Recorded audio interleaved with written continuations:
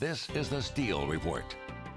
This week on the Steele Report, my guest is Republican 1st District Congressman Rod Blum, and our program begins right now. Now from KWWL, this is the Steele Report. And welcome to this week's edition of the Steele Report. And as you can see, my guest is Congressman Rod Blum of the 1st District, a Republican, native of Dubuque. So we could say that this might be the unofficial kickoff of our election coverage for this year for the Steele Report, as we will have several candidates on between now and Election Day. Now, KWWL, as you know, covers the entire 1st District, which is 20 counties. And Congressman Blum, of course, born and raised in Dubuque, he represents the 1st District now in his second term, and of course this November against his opponent, State Representative Abby Finkenauer, also of Dubuque. He'll be going for his third term. Now let me point out right away, before the phone calls and emails start coming in, we extended invitations to the campaign of Congressman Blum, also the campaign of Abby Finkenauer. Both responded. The early bird gets the worm, so to speak, so Congressman Blum's office got right back to me and they made the earlier date. Abby Finkenauer's campaign also got back to me right away, but they have yet to come up with a date to be on the program, so we'll have them on at a little later date. And obviously, I would like to get you both on later in the campaign, too, if we can. I know you can't make a commitment right now, but we'd certainly like to have both campaigns on late in the campaign, too, maybe in the week or two before Election Day. And I know we'll talk a little bit later, but we have some debates coming up, too, that you'll be going head-to-head, too. Yeah, hopefully. So I don't know if anything's in stone, but we'll talk about that. So let me tell you a little bit more about Congressman Rod Blum, in case you don't know. I know you've been married how many years now? A number of years. A lot. A lot. I know I've got 45 coming up. I know it's not quite that long for you. But 22. 22 already, and you have a very interesting family. You're an adoptive father as well. I know. Is your son still coaching basketball? My middle son Taylor is the assistant men's basketball coach at Kirkwood Community College. I remember that. So you were the adoption you're talking about was Malcolm Stewart. Exactly. African American player of mine at Dubuque Senior High School. Half of my team, Ron, when I was at Dubuque Senior, every year came from the inner city of Chicago. Wow. The south side of Chicago. You know, their mothers would move them out to escape the violence in the poor school system in Chicago. And I didn't know that when I took the job, and it was an absolute blessing. Yeah. And so one of them, Malcolm Stewart, his mother Angela died of cervical cancer at 42 years old. Wow. His father was killed in a drug deal on the south side of Chicago, so he was an orphan. And I'll never forget the call when he called me and said, "Coach, I'm an orphan." And one thing led to another, and we took him into our home, we took him into our family. And here, Ron was a kid out of the south side of Chicago, could not read in the 6th grade. And he recently graduated with a master's degree in business. Oh, that's fantastic. So it's a great story. So a lot of people know that story. A lot of people probably don't know that story. That's why we like to keep bringing them up. I appreciate about it. The personal side of the candidates as well. You're also the former head of the Dubuque County Republican Party, I know, and also a very successful businessman. I think Digital Canal is your current company, and then Eagle Point Software was one of your original companies. I do remember that. So that was back. I was chairman when we could hold a GOP meeting in a phone booth in Dubuque County. That's right. Yeah. So there are so many topics to talk about. It's almost hard to even know where to begin. But I wanted to start with something I heard Senator Grassley talk about this week, and that's, of course, the trade war. And he was even mentioning his own farm over in New Hartford, $3.25 corn this week. It was $3.75 before the tariff talks started. And he basically said, this might work out. If it does, it'll be great for everybody, but it also could, essentially he's saying it could be a disastrous situation. So the president reaped a lot of praise on you in his recent visit, but where do you stand on this tariff tax situation on the trade war? It's very critical for a lot of farmers. It is, and I always use the analogy that I'm not out on the window ledge ready to jump, but I've got the window open a little bit looking. Rest assured, I tell the farm community, rest assured the president, the vice president, and Ag Secretary Perdue know exactly how we feel out here in Iowa, and they know exactly how nervous farmers are with depressed corn and soybean prices already, and then to be retaliated against by these countries. They know, they understand. It's part of the reason the president came up with a $12 billion fund to help bridge the gap for the farmers. And I know farmers want trade, not aid.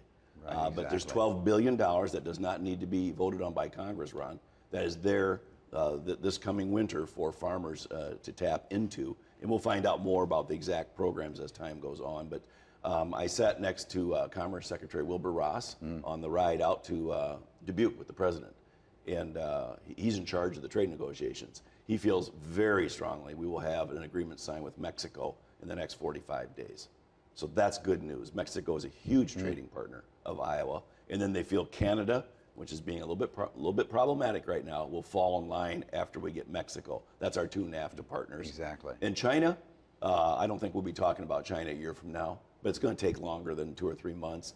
I think we're probably looking at March or April of next year. I can see us getting a China deal done. And we've got a great ambassador there, former Governor Branstad, who knows something about agriculture. Have you talked to Terry Branstad at all about the situation? I'm wondering. Not recently, but I remember when he was nominated for the job, I said, you could have one of the toughest jobs in the country being ambassador to China. He and President Xi are very good friends. Exactly. And are both have ag backgrounds. So I'm optimistic. We're going to end up with better deals than we have now, but there's a little bit of bumps and bruises we need to go through.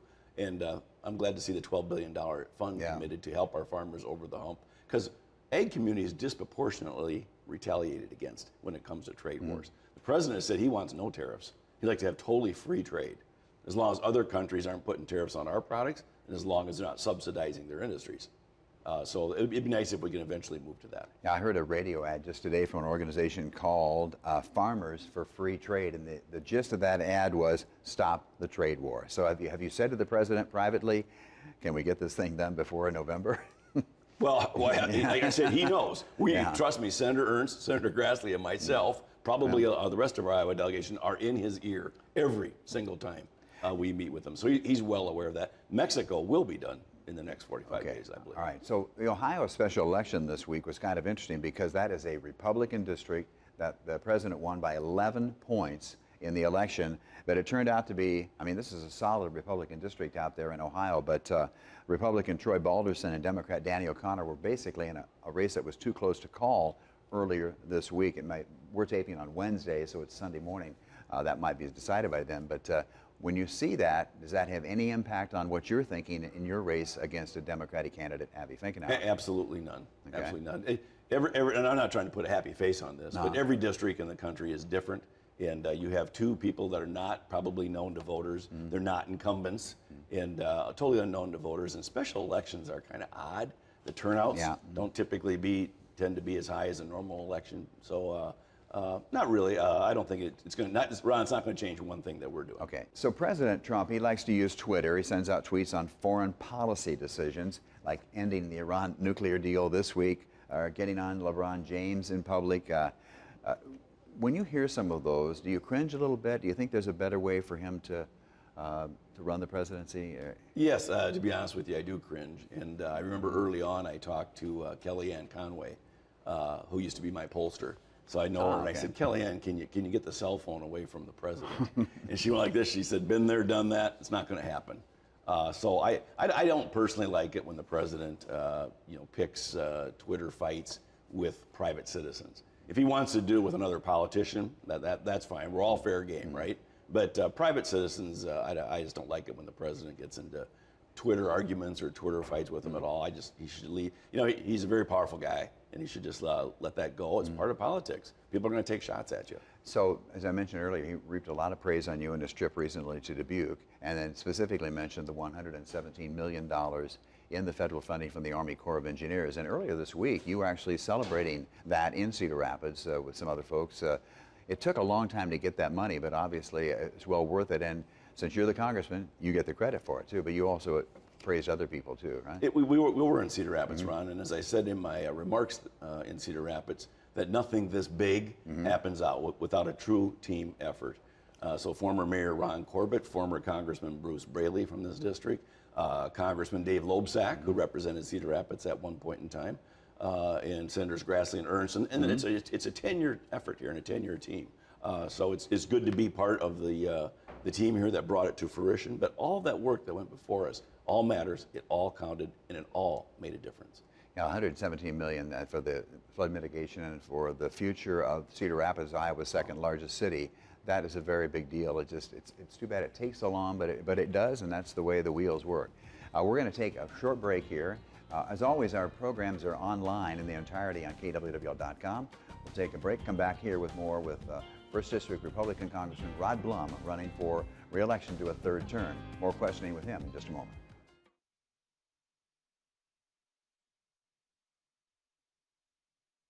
And welcome back to this week's edition of the Steele Report. My guest is Republican 1st District Congressman Rod Blum of Dubuque in a re-election battle this year with State Representative Abby Finkenauer, also of Dubuque. Now, you've already won twice against very good Democratic opponents.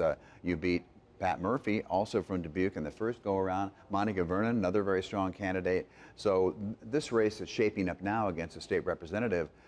What are you doing differently, if anything, in your previous races? I mean, it takes a lot of money to run a congressional campaign. It does. The race with Monica Vernon, Ron, 2 years ago, in total spending was about $8 million. Unbelievable, yeah. And it's like an arms race, and this one will be more. It'll probably be $10–12 million. And it's every 2 years. That's what I mean. It's yeah, every 2 years. I've had this conversation with other members of Congress about senators. They get 6 years. They get a little freebie there. But well, you're like raising money every time, every day of your campaign, every day you're in office. Will you be using any of your own money in this campaign, do you think, or not? I loaned the campaign some money early on, so we'll see where we're at and what we need when the day of the game comes here. We don't. To answer your question, Ron, we don't do anything differently the last 6 months of a 2-year cycle than we do the previous 18 months. We're always out in the district. We're always meeting with organizations and people, and we continue to do that. And we honest to God, don't do a thing differently the last 6 months that we didn't do in the first 18. So are you going to stick as a confidant or someone who's backing President Trump all the way here? Or are you distancing yourself at all, or do you feel that what he's doing is right? Yeah, I've always been an independent voice. I voted against sitting Speaker John Boehner. I was going to say that was one of the first things you did, yeah. Right, because I promised the people in the 1st District I'd vote for change. So I promised the voters that when I thought it was necessary to stand up to my own party, I would do that. For example, I voted against that omnibus bill, that terrible spending bill that just hemorrhages spending. I voted no on that, though the president and Speaker Ryan, wanted a yes vote on that. So I will vote with the president when I agree with him, and I will vote against him when I disagree with him. And as I often tell my constituents, and including my wife, no one tells me how to vote. The President of the United States does not tell me how to vote. I always vote the 1st District interests first and foremost. The funding for the wall, which the president says will be built and will be funded, where do you stand on that now in this ongoing debate over immigration and immigration reform? Yeah, I've met with border control agents. I've met with ICE. I've met with groups that are down there protecting our border. And the stories, Ron, would make your head spin, how we are being taken advantage of as a country. Most of the people coming across that border are gaming our system. So we have got some bad immigration laws. We need to reform those immigration laws. Part of that is we need to secure the southern border. There's no doubt in my mind. In I think it was 86 under Reagan, we gave amnesty, if you remember that, and said we're going to secure the border. Well, we got the amnesty, but we didn't secure the border. And then again, I believe it was 2003 with George Bush, same thing. Give us some amnesty and we'll secure the border, and same thing happened. So I want to see the border secured. I want to see the funding put in some kind of a trust fund that it can't be taken away. And we need to secure the border. I don't, if it's a wall, if it's a fence, if it's whatever it is, we need to secure the border and stop illegal immigration. That being said, I'm 100% for legal immigration. And our egg industry needs more temporary worker visas, and a lot of industries do. So I voted for the Good Lad immigration bill that recently didn't pass the House. But in order to achieve the economic growth that we're doing great right now, the economy, and to keep it going, we need welfare reform. If you're between 18 and 59 years old, physically and mentally able to work, you should be working. If you don't have young children in the home. Secondly, we need legal immigration reform. We need more people in Iowa. Everybody I talk to is looking for folks, looking for people. Workforce development. So we not only need people, but they need to be trained. And one good source of those people is legal immigration. Now, one of the big debates here recently, of course, has been the separation of the families. And I watched an interview just last week with Ivanka Trump, the president's daughter, and she said she believed that whole separation of families was a low point in the president's his term so far. And she pointed out that she's a daughter of an immigrant. What about the separation of families? This is a tough one for everybody. It is a tough one for everybody because everybody feels that pain. First of all, the president's corrected it. I don't believe that is still happening. Secondly, the gaming of the system. It happens a lot where an adult they bring a child with them that's not their child, and they say that tell the authorities this is your child. Now we have to perform DNA tests to make sure that that's really their child. That slows the process down. And these laws are so convoluted, Ron, in that we give them a court date, and the laws say that you can't detain children in a detention facility, so they end up being separated temporarily, but sometimes it could be 30 days or 20 days. The system's a mess. There is no doubt about it. We don't want to see families separated. We don't want to see families. That's why we need immigration reform. It needs to be bipartisan. I think the big bills of the day, Ron, need to be bipartisan. We need both sides of the aisle. I've always said Republicans do not have a corner on great ideas, and neither do Democrats. So let's get together, take some of their good ideas, some of our good ideas, and put together a bill. So I think people really want to see bipartisanship, as I do, on the big issues of the day. Now, this goes to the Senate Judiciary Committee first, but Judge Kavanaugh, do you expect him to be confirmed? Do you think it'll be? It's been an interesting process already, as it always is with a new justice, but what do you think is going to happen there? It's a Senate process. The House does not get involved. Exactly. But what I've heard in talking to senators is they expect him to be confirmed by October. By October, okay. Yes. Now, Robert Mueller's investigation continues, and Russian meddling still comes up. Is anybody, I guess I'm kind of shocked that anybody's really surprised that Russia meddled in the election. We've meddled in elections with Benjamin Netanyahu and in Israel. That's correct. What I'm shocked about is that they were able to do it. Shouldn't that be more concerning to people? Oh, it's concerning to me. We just had the Slovakian ambassador to Dubuque, and we had a group of people, and I asked him, because they border on Ukraine. Slovakia does, and I said, did Russia try to influence your presidential elections? He said, yes. I said, has Russia tried to influence other elections in former Soviet satellite countries? He said, yes. So Russia tries to influence elections all over the globe, and we also do our fair share of trying to influence elections. But I think it's important that people know I have seen zero evidence to date, Ron, that one vote in a voting machine was changed because of Russia. When we say meddling in our elections, we're talking about social media for the most part, Facebook pages, tweets, things like that. It's not changing votes in voting machines. I've seen zero evidence of that.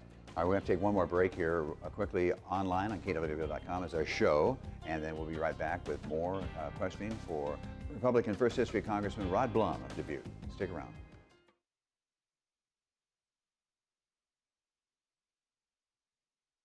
And welcome back to the Steele Report for this week. My guest is First District Republican Congressman Rod Blum of Dubuque, serving his second term and seeking re-election this November for a third term against State Representative Abby Finkenauer, whom we will have on the show later when they decide, pick a date for when they want to come on. We've invited them, they've accepted by all accounts, and we'll just work out a date for them to be on. The president has met with two key leaders, Vladimir Putin and then Kim Jong-un. And as you look at those two meetings, from your viewpoint, what is your opinion about what will come out of those meetings in the future and what has come out so far? What do you think? Is that a good thing? Is it a bad thing? The president got a lot of negative criticism on his meeting with Putin. What's your viewpoint on that? I know in the past, our presidents have been typically advised never to meet with dictators because they use it for propaganda purposes with their own people. I understand that. That being said, Ron, I don't see how conversation can be a bad thing, even with our adversaries. I don't consider Russia to be an ally, certainly not North Korea or Iran, but I think it's a good thing when the leaders sit down and talk. I don't see why that would be bad. So in general, I'm for that. And I'd rather see conversation than bombs. Absolutely. One thing, you used to hold some town hall meetings, and town hall meetings apparently are not what they used to be, because you're going to hold one and you can almost anticipate that there's going to be some demonstrators, protesters there, organized or unorganized. And so what's changed? What do you think has changed in our country as far as you used to be able to go and tell people what you were up to? Now it's just criticize, criticize, criticize, it seems like. That's a great question, Ron. Last I think May or June, we did hold 4 huge town hall meetings in gymnasiums, and they were filled, thousands of people. But that's good. That's very good. But Sure. the sad thing is, every time I opened my mouth, they were jeering and booing and screaming at me, so no one could hear my answer. So they were totally unproductive. So we've gone to what's called teletown hall meetings, where it's done via the telephone, and I can't be drowned out by boos or jeers, and we reach way more people. We like 16,000 people per phone call, as opposed to 1,000 people in a gym. So it should be a two-way conversation, and I'm respectful enough always to listen to somebody's question. I would hope they could be respectful enough to listen to my answer.